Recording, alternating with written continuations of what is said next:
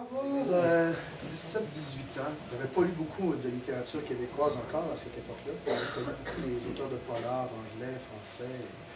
Mais des auteurs québécois, pas beaucoup encore. Mais on lisait la revue Stop dans ce temps-là. Et dans la revue Stop, il y a une des... D'ailleurs, je pense qu'il y a des premiers textes. Je pense que c'était des premiers textes de ce numéro-là. J'ai connu donc Danny Tremblay par la revue Stop. C'était presque, peut-être par les premiers auteurs québécois que j'ai lus. Et Danny, donc, c'est le collègue aussi aujourd'hui, donc, enseigne la littérature au cégep de Chicoutimi. Il a lancé un recueil très remarqué, donc, cet automne, qui porte le titre « Tous les chemins mènent à l'ombre », qui est publié aux éditions La Grenouille.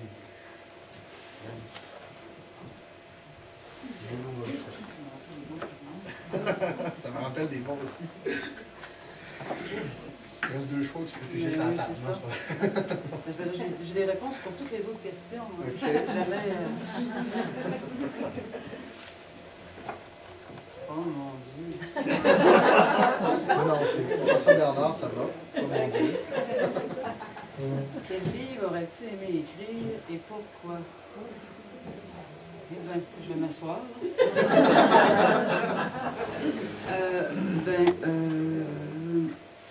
J'ai envie d'en écrire un actuellement. Moi, j'écris de la nouvelle. Et là, j'ai envie d'écrire un roman. C'est ça que j'ai envie d'écrire. Et pourquoi? En fait, je vous dirais... si ma réponse ne te satisfait pas, j'en trouverai une autre après. Non, mais ça va. Ça pouvait être pris à... Ça pouvait être un de tes romans, ou ça pouvait être un roman de quelqu'un d'autre que tu aurais aimé écrire. Mais non, ça va. Mais, parce que j'en ai pas encore écrit de roman, en fait. Alors, c'est sur quoi? Qu'est-ce que tu travailles sur quoi? Il sera sur quoi, ce roman-là? Ou il sera... en fait... je vais résumer. Les nouvelles, en fait, tantôt je vous écoutais parler, puis moi aussi, ça se passe dans ma tête, et quand je marche ou quand je fais de la machine elliptique. En fait, dernièrement, j'ai été obligée de faire de la machine elliptique parce que j'ai une blessure au genou et on m'a recommandé d'en faire pour essayer de sauver je vais dire pas la face, mais le genou. Et alors, quand je fais de la machine elliptique, il me vient des idées. Et quand je marche, c'est ça, alors j'entends des voix dans ma tête, mais là, soyez pas apeurés, là. C'est des voix qui sont saines et les nouvelles me sont imposées à moi. En fait, l'écriture, ce sont me vient au moment où j'y pense le moins, c'est-à-dire alors que je fais de l'exercice, et là, les sujets me sont imposés. Et j'ai créé des personnages dans mes nouvelles. Or, il y a quelques personnages, je vais en venir au roman, il y a quelques personnages qui me harcèlent presque. Dans mes nouvelles, il y en a quelques-uns, ils reviennent sans cesse. Ils me reviennent en tête. Quand je marche, je repense à eux. Je les vois dans d'autres situations. Il y a l'homme noir, entre autres. Il y a Coralie. Et il y a un personnage qui s'appelle Julien. On l'a vu dans une nouvelle, dans la nouvelle de M. Santoni. En fait, Julien se suicide dans la nouvelle. Mais ce personnage-là, en marchant, s'est imposé à moi tout un passé, tout un présent, un avenir. Tout un réseau s'est tissé.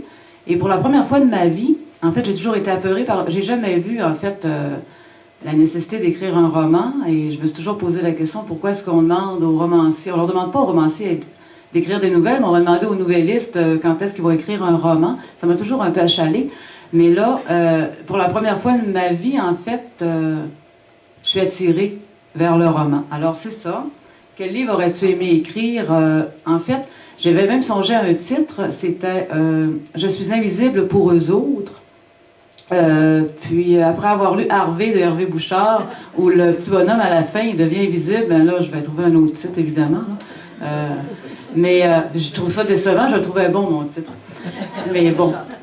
Comment? Je suis Hervé Bouchard. Alors voilà. Est-ce que ça répond à... Je peux revoir, c'est bon. Alors il faut que je lise un extrait maintenant. Et le roman, je vais l'entreprendre bientôt.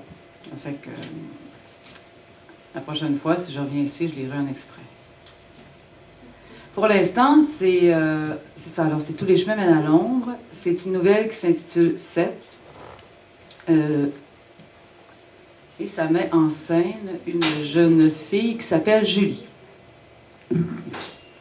Alors, dans la cuisine, sa mère écoute ses émissions. Julie la regarde. Sa mère sourit au téléviseur. Voilà ce qu'elle pense à l'instant où elle pose la main sur la poignée de la porte. que sa mère sourit au téléviseur. Elle trouve ça con. Dehors, elle est surprise par la fraîche. Les nuits sont froides à Baie-Sainte-Catherine. L'eau du fleuve aussi, glacée même. Elle est parcourue par un frisson. Elle traverse la rue, marche jusqu'à la roche contre laquelle elle s'appuie. Elle sort un joint de sa poche et l'allume.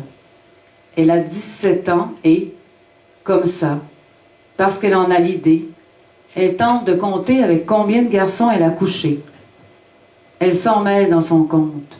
Chose sûre, ils sont plus que 17, plus que le double de son âge, plus de 40. 40? 40 pas, c'est court, presque rien. Elle entreprend de les franchir. Quand ses pieds touchent le fleuve, l'eau glacée s'infiltre dans ses chaussures. Elle a un frisson plus long que le précédent.